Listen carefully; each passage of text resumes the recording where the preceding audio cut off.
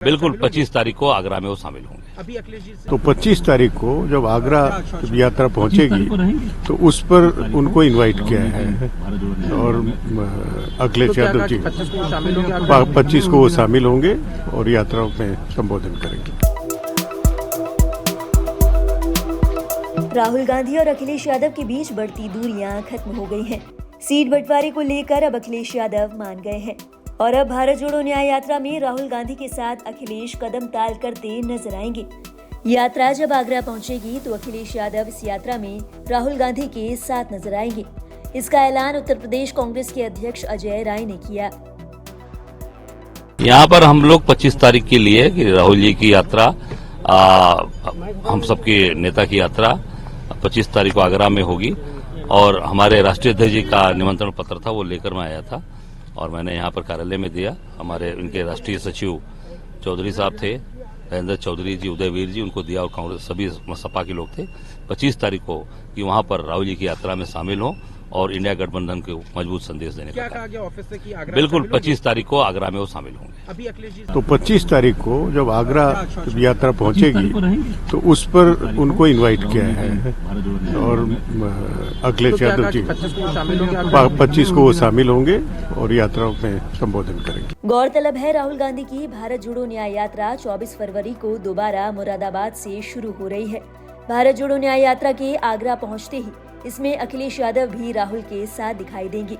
अखिलेश यादव 25 फरवरी को उत्तर प्रदेश के आगरा में राहुल गांधी की भारत जोड़ो न्याय यात्रा में शामिल हो सकते हैं। हालांकि इससे पहले अखिलेश यादव सीट शेयरिंग की बात कहते नजर आ रहे थे। अभी बातचीत चल रही है, कई दौर में बातचीत हो चुकी है, कई सूचियां उधर से आई, सूची इधर से भी गई। जिस समय सीटों का बंटवारा हो जाएगा, समाजवादी पार्टी उनके न्याय यात्रा में शामिल हो जाएगी। बुधवार को कांग्रेस और समाजवादी पार्टी के बीच सीट बंटवारे पर आम सहमति बन गई है और गठबंधन का आधिकारिक ऐलान भी कर दिया गया है। सीट शेयरिंग फॉर्मूले के हिसाब से कांग्रेस उत्तर प्रदेश में 17 लोकसभा सीटों पर चुनाव लड़ेगी और बाकी बची 63 सीटों पर समाजवादी पार्टी और दूसरे सहयोगी चुनाव लड़ेंगे। बनेगा भाजपा के लिए? समाजवादी पार्टी शुरू से ही चाह रही थी गठबंधन हो, लेकिन थोड़ी देरी हुई है क्योंकि हमारे यहाँ पे सामने भाजपा खड़ी है। लेकिन इस बात की मैं सभी समाजवादी पार्टी के लोगों को और कांग्रेस के लोगों को बधाई देना चाहती हूँ कि गठबंधन आखिरकार अपने डेस्टिनेशन पे पहुंच गया है और आप देखेंगे कि इसके परिणाम बहुत ही